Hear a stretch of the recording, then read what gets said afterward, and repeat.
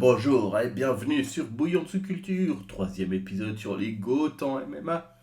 Et on va parler des défoncés, Conor et John Jones. L'un est chargé, l'autre est juste pas très net. Mais t'es pas nette, non? Mais si, je suis très net. Et demain matin, comment tu vas te lever? Mais je vais me lever.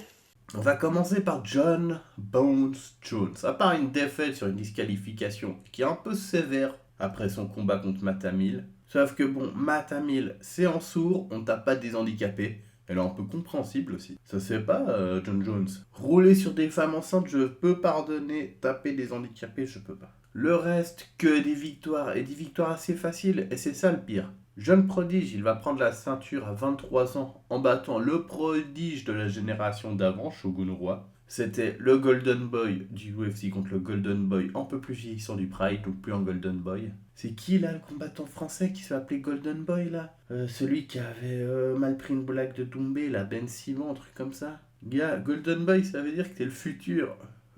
Je sais pas, Paul Donat là, celui qui se retrouve dans des polémiques à deux balles sur Twitter, là, lui il peut se faire surnommer le Golden Boy. Baki, il aurait pu s'appeler le Golden Boy, il est tout jeune, hyper précoce. Toi mec, t'as 30 ans, t'es 2-0 en pro, arrête tes bêtises. Ton surnom, ça peut pas être le Golden Boy, ça n'a pas de sens. C'est un surnom qui a un sens. Badr Hari, il était dans les K1 Grand Prix, il était tout jeune. Bref, oui, des fois, les surnoms peuvent dire quelque chose. Golden Boy, ça veut pas juste dire que t'as beaucoup d'or. Le reste que des victoires. Et des victoires assez faciles, blablabla, génération cheveux. Derrière, il va rouler sur la catégorie en éclatant des légendes à chaque fois. Rashad, Machida, Rampage. Le seul qui va le pousser va être Gustafsson. Mais au deuxième combat, John Jones, il va prouver quand même sa supériorité. Et aussi sa grosse rivalité, je sais pas si j'en parle de sa rivalité avec Cormier. Et aussi une énorme rivalité face à Cormier. Je crois que j'ai oublié d'en parler dans cette vidéo. Mais voilà, faut quand même citer Cormier quand tu fais une vidéo sur John Jones, faut pas déconner. Sa fin de carrière chez lourd léger va être plus difficile avec deux combats très durs contre Santos et Reyes à la fin de John Jones. C'est la fin de John Jones chez les lourds légers. Alors moi j'ai une théorie, c'est quand même que John Jones, il galère un peu. Il aime pas taper des grands. Celui qui l'a fait galérer, c'est Gustafsson. Et derrière, ceux qui lui font le plus chier, c'est Santos et Reyes. Qui, sur sa fin de carrière, John Jones en lourd léger, il tape quand même des mecs plus physiques qu'au début, je pense. Je trouve aussi. Rashad, Rampage, Prime, je pense qu'ils sont plus forts que Santos et Reyes. Très largement même.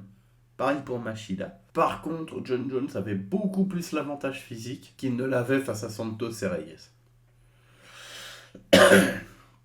Donc après on s'est dit ouais bon bah, c'est la fin de John Jones, de toute façon il va prendre sa retraite, peut-être invaincu, peut-être il va perdre contre Thierry. Et non, il monte en lourd et il casse la gueule à Cyril Gane. Et bon, j'espère qu'il va pas partir non plus trop vite. Et surtout donc victoire qui va le faire devenir champion poids lourd et encore plus cimenter sa légende. Même s'il n'est pas considéré comme un double champ, qui est un peu le nouveau gros délire en MMA. Parce qu'il laisse son autre titre vacant. Parce que pour moi, t'es double champ. Voilà. Alors attention, la théorie. Pour moi, t'es double champ à partir du moment où t'as une défense de titre pour chaque ceinture que t'as gagné. Avoir les deux ceintures en même temps, ok, c'est sympa. Mais faut petite défense des ceintures, quoi. Pas comme ce qu'a fait Conor. Alors, mais après, il y a le débat. Mais est-ce qu'on peut mettre John Jones en GOAT alors qu'il est dopé? En vrai, moi, je peux rien dire, je suis fan du Pride. Mais je pense quand même qu'il y a une grande différence avec beaucoup d'autres, c'est que John Jones s'est fait attraper. Et bon, si c'est pour mettre Georges Saint-Pierre devant, je veux bien. Comme des fois je lis sur Twitter, il a carrément mis de la vaseline sur son corps en plein combat pour dominer BJ Penn au sol. Donc bon, il n'y a pas que le dopage à la tricherie. Après, tu peux me dire, ouais, mais John Jones, c'est le combattant le plus sale. Doigt dans les yeux, et surtout ces horribles low kicks sur les genoux là, où il tape là. Ah, à chaque fois, j'ai peur que le mec il finisse en Anderson Silva. Et donc, franchement, John Jones, dopage ou pas, il y a la théorie. Hein. Comme a dit je crois que c'était les frères Diaz, 99% ou 90% des combattants, enfin, ça veut dire 90 pour vous, sont dopés. Je crois que c'était. Moi, j'aime bien Gong. Je Je crois que c'est Diabaté, il dit 60. Tu vois. Donc déjà, si plus de la moitié prennent des trucs, John Jones a peut-être tapé aussi pas mal de mecs chargés. Donc c'est compliqué, c'est compliqué. Moi, je veux pas dire que ceux qui disent je mets pas John Jones dans mes côtes parce qu'il est dopé ont spécialement tort. C'est juste que bon, faut pas déconner après. Mais voilà, il y a des contre-arguments aussi. Donc, John Jones, maintenant actuel champion du monde poids lourd. Mais j'espère qu'il va pas prendre sa retraite juste après Miocic. J'aimerais le voir durer un peu en lourd. Le problème, c'est que le combat qu'on voulait tous voir, c'était face à Ngannou. Mais bon, il y a peu de chances de voir ce combat. Et perso, en lourd, à part face à des mecs avec vraiment un punch de fou comme Pavlovich ou Lewis. J'ai mis Tuivasa, mais est-ce que Tuivasa a un si gros punch que ça? Des fois, je me pose la question. Moi, je vais pas vous mentir, la catégorie poids lourd, elle me fait pas méga kiffer actuellement.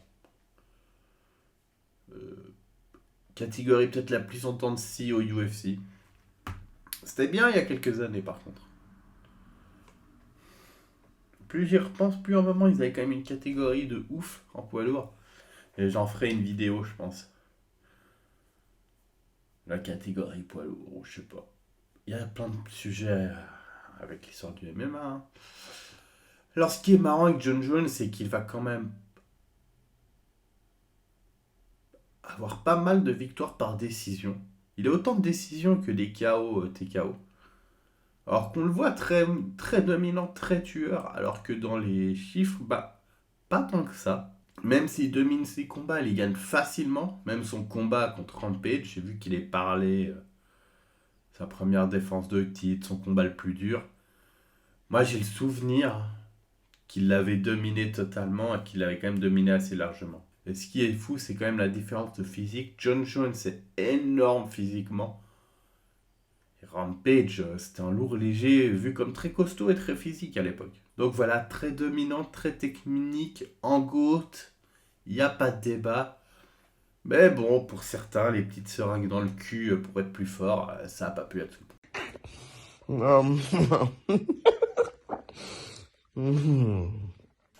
Mais t'es pas nette, non? Mais si, je suis très net. Passons à Baptiste McGregor. Pour moi, il rentre pas dans la discussion. Mais John Jones Connor, ça peut faire du clic, non? Puis de toute façon, t'es obligé de parler de Conor McGregor quand tu parles de MMA. Parce que le truc, c'est que Conor est sans aucune hésitation la plus grande star de l'histoire du MMA. Il n'y en a que deux qui peuvent être à son niveau. C'est Brock Lesnar, mais ça compte pas parce que c'est un catcheur.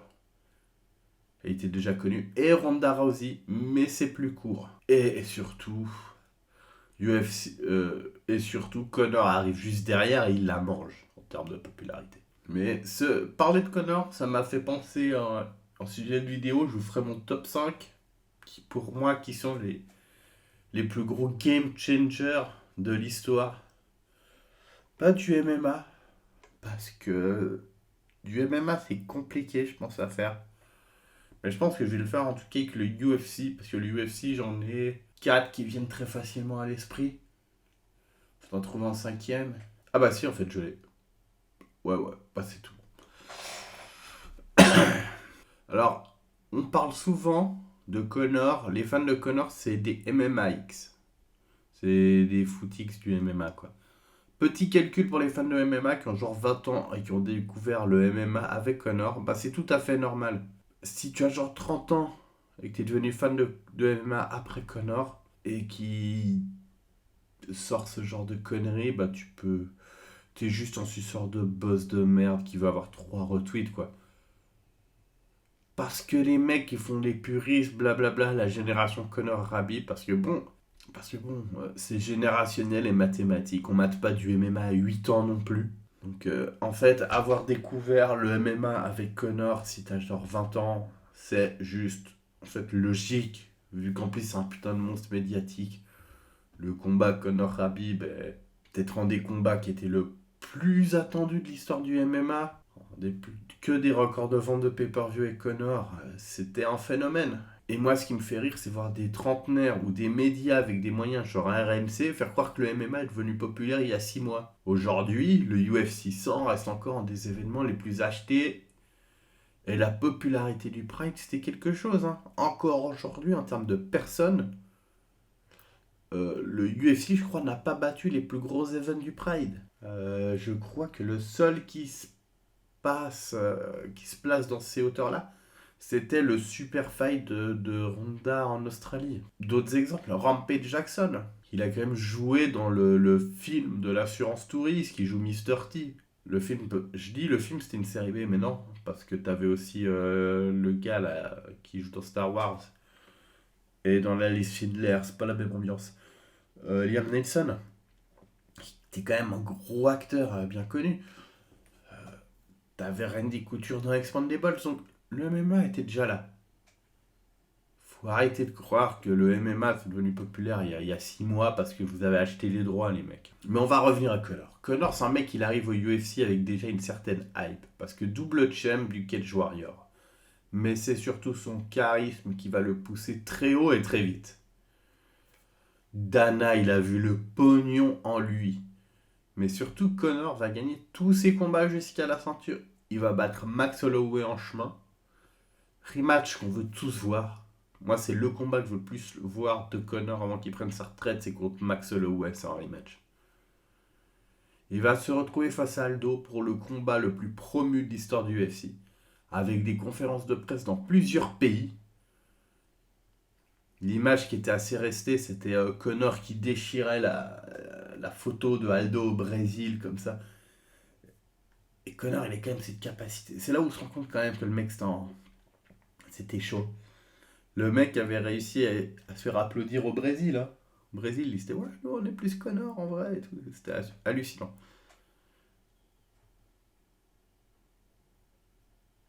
Le truc, c'est que Aldo, il va se blesser. Et c'est peut-être tant mieux pour Conor parce que avoir un title match après une victoire contre Denis Sever, on a vu mieux. Il va prendre en Chad Mendes en short notice. Grosse lutte, mais il sera cramé après un round. Et donc, victoire de Conor McGregor. Mais moi, je me souviens, Chad Mendes avait un peu mis en avant quand même en souci de Conor, c'est qu'il n'a pas une défense de lutte exceptionnelle. Hein. La suite, on la connaît, victoire en 7 secondes sur Aldo. J'y croyais pas, moi j'ai été pour Aldo. On peut dire qu'il a bien fait taire ses détracteurs et qu'il nous a appris à le respecter. Derrière, encore une victoire très dominante contre Alvarez, premier événement dans l'état de New York, dernier état américain légalisé, le MMA, les New-Yorkais, c'est vraiment trop des Français.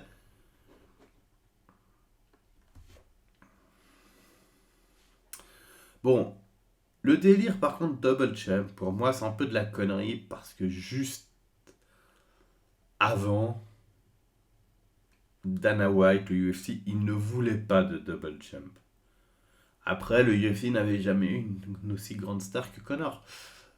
C'est pour ça qu'on n'a jamais eu le John Jones Anderson Silva. Bon, Silva voulait pas le combattre. Mais je suis persuadé qu'ils auraient pu faire le GSP Anderson Silva qui n'a jamais eu lieu. Où les deux étaient chauds. Mais bon, Conor, c'est Conor.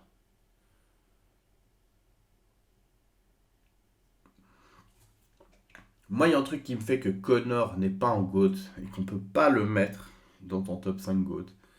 Déjà, il perd contre Khabib. Et par définition, le GOAT, il n'y en a qu'un seul. Et des fois, il y a même des mecs qui mettent Conor dans un top 5, mais pas Khabib. Mais surtout, il a une défaite contre Nate Diaz. Alors, Nate Diaz est dans mon top de mes combattants préférés. Mais quand t'es en GOAT, tu perds pas contre Nate Diaz. C'est un peu cruel pour Nate, mais c'est vrai. Pour moi, Conor, c'est peut-être le combattant le plus important de l'histoire du UFC. Et c'est pas le GOAT. Il y a les 2 défaites face à Dustin Poirier. Enfin, une défaite où il se blesse, moi je la compte pas. Par contre, très curieux de la suite de sa carrière. Je suis pas le plus grand fan de Conor. Je Quand il arrive, moi j'étais un peu vieux, tu vois. J'étais déjà un fan de merde, puriste blasé, gros con.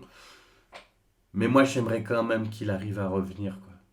Mais j'aimerais bien voir aussi. Merde, comment il s'appelle? Le gars qui était du Bellator, là. Et pour moi, c'est encore le mec du Bellator, désolé. Ah! Je mets à l'écran, j'ai complètement oublié, là. Ah, ça m'énerve. J'aimerais bien voir machin, là, qui a son nom de. Mais de l'autre, j'aimerais quand même voir notre cher ancien du Bellator, dont j'ai oublié le nom, le mettre KO. Parce que je l'aime bien. Voilà. Compliqué le retour de Connor. Mais surtout aller en match contre Max Holloway. Par contre, il y a quand même un truc sur lequel il faut lui rendre hommage, c'est la taille de ses couilles. Je vais vous montrer avec ces 3 photos trouvées sur Instagram. Non, je déconne. Les couilles, je parle des couilles qui ont du cœur, quoi. Parce que Connor, il a pris des risques dans sa carrière. Poirier 3 qui prend blessé. Son premier combat face à Nate Diaz en moins de 77. Alors qu'il venait de prendre la ceinture en moins de 65. Il y a même la grosse différence. Et Nate Diaz avait déjà combattu en moins de 77. Même si je crois qu'il était... Quand le combat se fait, je crois que Nate Diaz était en train de combattre en moins de 70. Lui, il a fait pas mal de changements de KT. Et voilà, c'est ce que je dis, quoi. Diaz, c'est un gros léger qui est combattu en moins de 77. Des fois, je lis pas toujours mon texte et je me répète.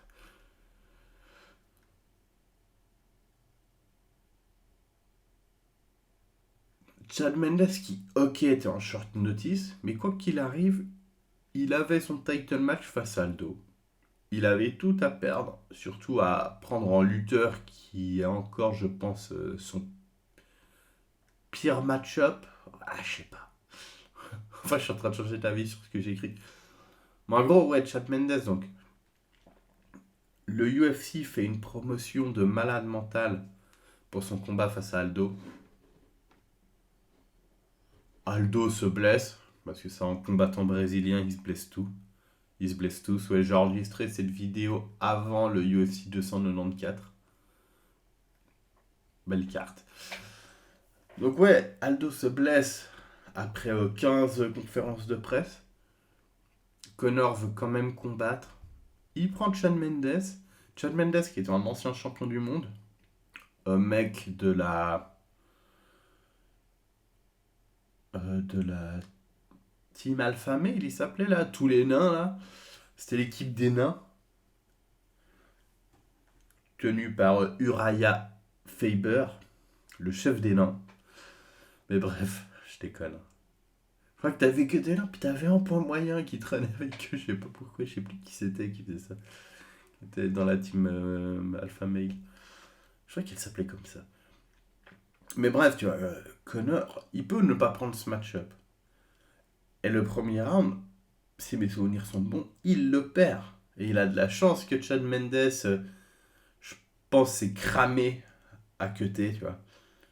Et donc, perd au deuxième round. Mais voilà, que ça soit son combat contre Nate Diaz ou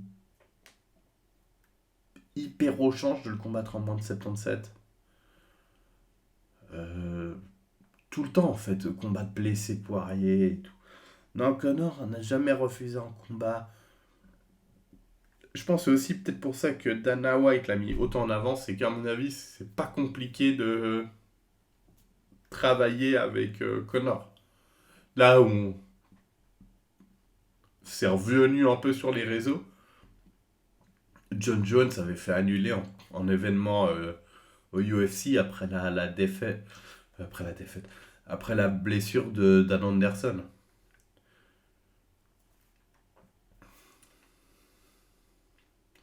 Et on va finir sur le combat face à Mayweather. Et étant plus un fan de MMA, sans être un grand fan de Conor, j'étais pour lui. On va pas se mentir. S'il avait gagné, il serait devenu le GOAT du UFC. Mais en plus, le plus grand artiste martial de tous les temps. Il serait devenu Ali et Bruce Lee fusionnés, multipliés par Mike Tyson. Conor, superstar, méga gigastar.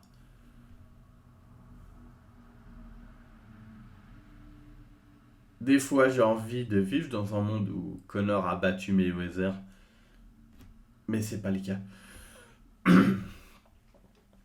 Mais voilà, Conor, autant c'est un combattant qui est ultra important dans l'histoire du MMA, super talentueux, mais sur l'ensemble de sa carrière, pour moi, il rentre pas dans le débat. Il y a trop de mecs que tu mets devant lui. Même pour moi, Aldo, d'une certaine manière, je pense que je le mets devant Conor. Mais voilà. Après, il y a toujours un peu de subjectivité. Puis en tout cas, bon, bah, je vous ai fait un petit résumé de la petite carrière sympa de Conor McGregor, la plus grande star de l'histoire du MMA. Et je te remercie de m'avoir écouté. On se retrouve bientôt. En tout cas, il y aura encore une vidéo sur les GOAT du MMA. Mais une chose est sûre, c'est que Conor, c'est plus en GOAT. Pour moi, c'est plus. Tu peux le mettre plus facilement en GOAT sur celui qui était le plus fort du monde à son prime que sur l'ensemble de sa carrière, qui peut être des fois considéré un peu en dents de scie. Et bon, après, je pense que beaucoup de combattants aimeraient avoir une carrière en dents de scie comme Conor. Allez, bon, bah, j'arrête. Je galère toujours avec la conclusion parce que je les écris pas. Et donc, après, je parle en boucle pendant des heures et c'est chiant. Je te remercie de m'avoir écouté. Et on se retrouve bientôt pour la prochaine vidéo des GOAT en MMA ou en autre sur du MMA ou un autre sujet.